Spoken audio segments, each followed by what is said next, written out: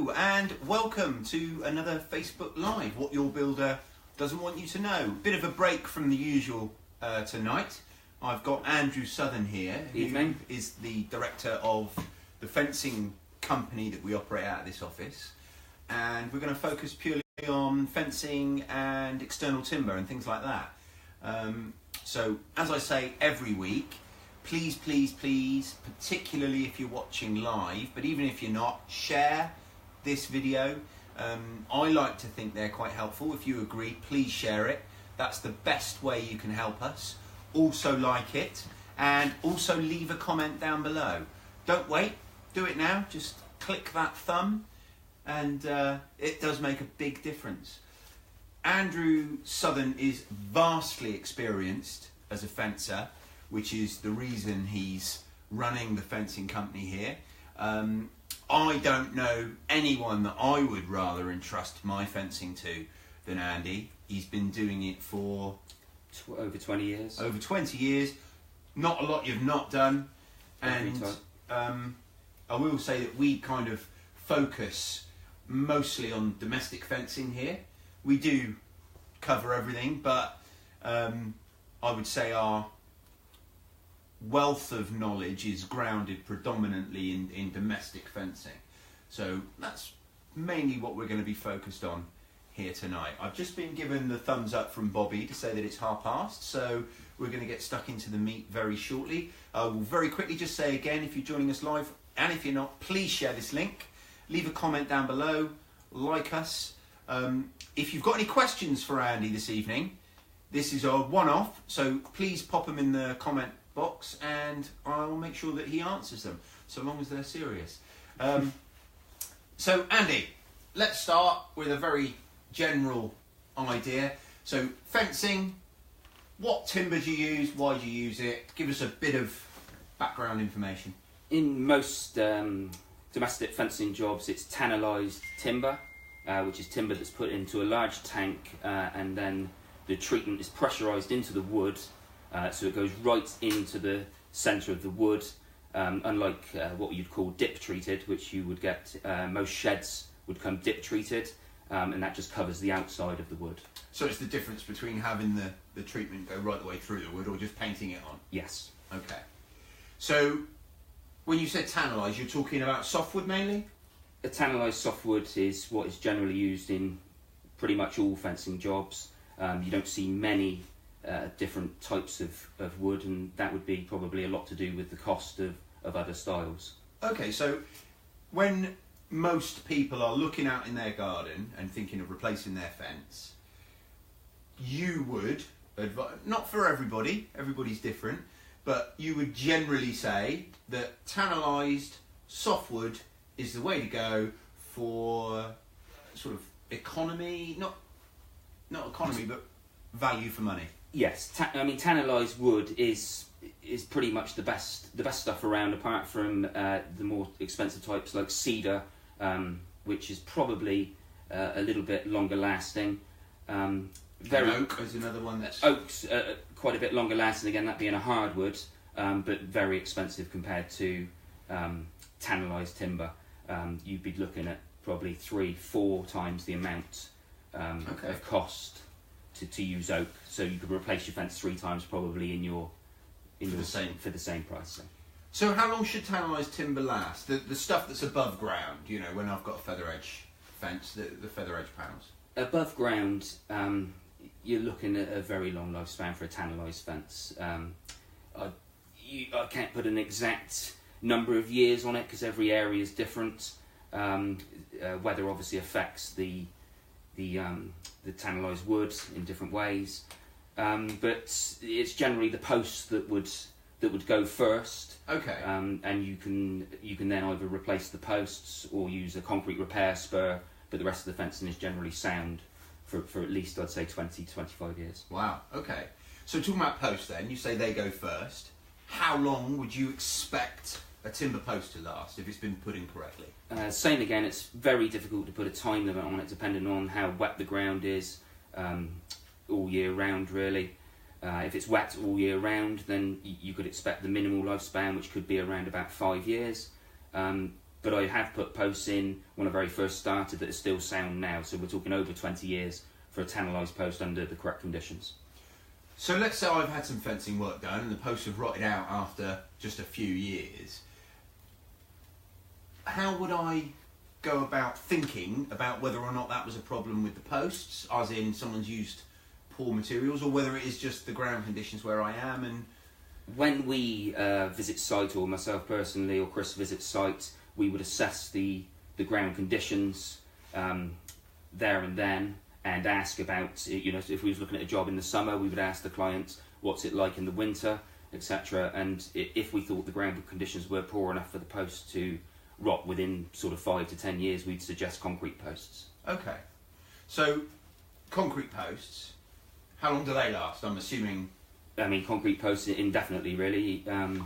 It's the timber that surrounds them would need replacing before the concrete post would. And as I said, if you're using tannelised timber, you're talking above ground, you're talking at least a 25-year lifespan of your fence, really. Okay, so in your opinion, concrete posts are better? Definitely. Concrete posts are definitely better, but there is a cost element when using the concrete posts, not just for the difference in cost in material, but also the labour. Obviously, they're slightly heavier, a little bit more awkward to move around. So yeah, that's where the extra cost comes in, but well worth it if you don't want to worry about ever calling your fencer up again. So. Okay, and I've got it in my head that there's another downside, as well as the cost, when you're picking your fence posts, and that's the aesthetics. Yeah, quite right, yeah. A lot of people, even though we will always offer a concrete post option, a lot of people will say they don't like the look of it. So that's the reason they choose timber. They just rather see timber throughout. Okay.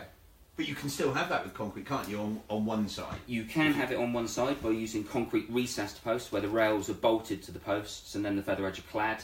So you see one clean side of the fence, but obviously on the other side, the neighbour's side, you would see the concrete posts and the bolts on the back of the posts, which again we've had issues with neighbourly disputes and not liking the posts and whatnot. Yeah, and it all comes down to personal preference. What do you want? What are you trying to get out of it? Am I trying to get the longest running fencing job I can get? Am I trying to get the cheapest quality job I can? Mm-hmm. Everyone's in a different position as to how they assess these things, aren't they? So next thing, while we're talking about posts, I've seen fencers dig holes, put posts in, fill them with concrete, and I've seen fencers dig holes, put posts in, and then just put the spoil back in and sort of compact it.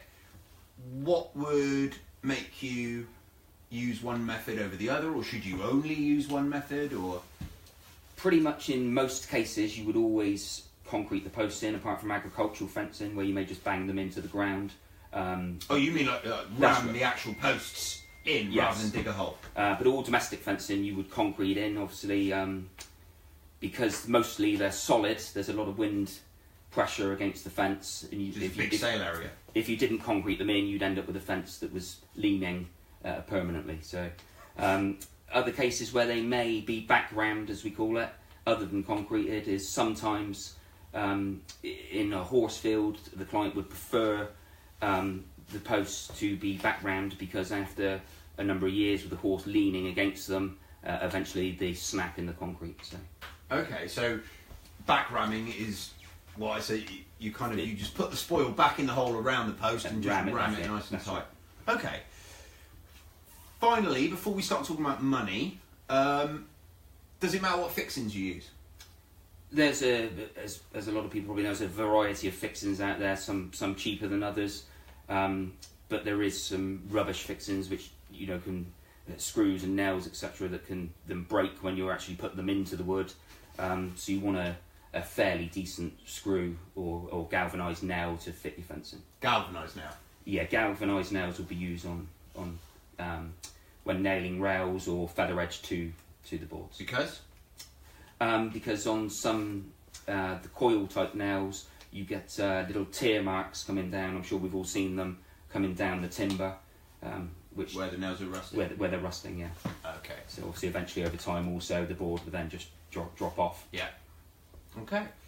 So next I want to just start talking about money briefly, because I did have someone actually contact me via PM and ask me to ask you. He's had 2 separate quotes for the same job, and not local to me, but one is literally double the cost of the other. Why would and I don't think this is an unusual thing to happen in any kind of construction job, but particularly in fencing. What could be the reasons for that? And we've touched upon some of them already, I know. But the difference, double is very unusual. The fencing trade is a competitive market. A lot of people think they can build a fence. So could that be part of it? That could well be part of it. You could have a one-man band who's put up his fence in his garden and he thinks he can be a fencer. It takes a few years to learn the difference in ground levels and the different style of fence and the materials you want to use in certain situations. So part of it could be a much less experienced fencer, maybe not going to get a perfect job, or also it could be inferior materials. So when you say inferior materials, how would I spot that as a client? How would I know? Ideally on your quote, you want to know exactly what materials are being used. So you'd certainly want to see the word tannalised on your quotation, along with size of timber. So a 100mm by 100mm post or a 4x4 post.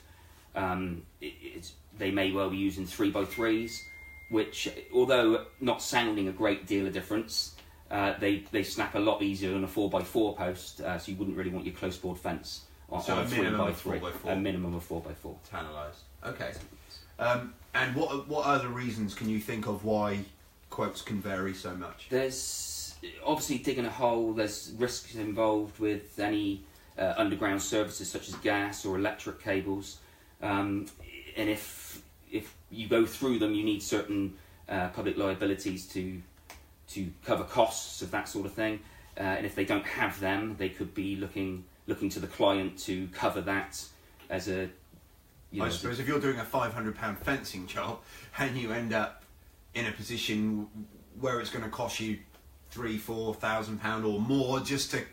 Well, I've dug thousands of holes myself, as you know, and I've been through gas, electric, etc., and it was never cheaper than £500 to get it sorted. Sure. But of course, you now have the liability to. Okay. So there's an element of overheads there with which we a pay. Proper company. Yeah. Okay. So the other thing, and I touched upon this previously, I'm going to just jump in and say a little bit myself here, talking about cost variations. Profit shouldn't be a naughty word. So lots of people aren't really sure how to price jobs, and when they finish a job there is no profit. These are the people that when a job goes wrong, the builder ends up going pop. So you want to use a builder that runs at a profit, because you know they're going to be there if the fence does fall over in 6 months. I'm sure even you, who I trust to do the best job possible, even you have things go wrong sometimes that. I mean, all wood is susceptible to movement and twisting and warping, cracking. Some worse than others. So we have had clients phone and say, "Well, my timber's badly cracked." We'll always go back and take a look. We'll either explain that's timber, or if it's a particularly bad piece, we would go and replace it. And that's after 6 months, a year, or a year and a half. We would still do that for clients. So it's important to still be there to. And it's important, obviously, to check with your contractor what sort of after-sales service you're going to get. Is it someone that you pay the bill to, and that's it? All of a sudden, that phone number doesn't get answered anymore, or are they going to be speak to them, get references? Also, depending on conditions and style of fence and whatever, we would give a guarantee with each different style of fence. Obviously, a concrete one, a higher guarantee than a timber one. So ask if it comes with a guarantee, and if so, what length? Yeah. What about waste? Well, there's that as well. When you dig a hole, obviously you've got spoil to remove from the ground, whether it be old concrete from the previous post or just soil. Somebody somewhere has to get rid of it, whether it's via skip or via the transit van. If this hasn't been allowed for, or isn't mentioned in the quote, you may find that you end up with piles of soil on your lawn. So that's another thing to look out for.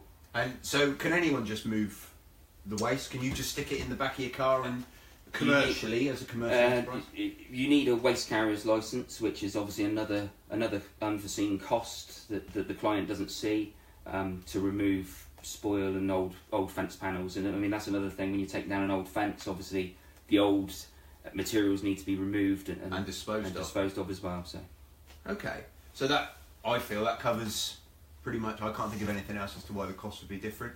As with anything, and again, refer back to the videos I've already done. There's several reasons why costs can change. It's really, really key to make sure that you know what you're getting, and you do that by having the detail there in the quote.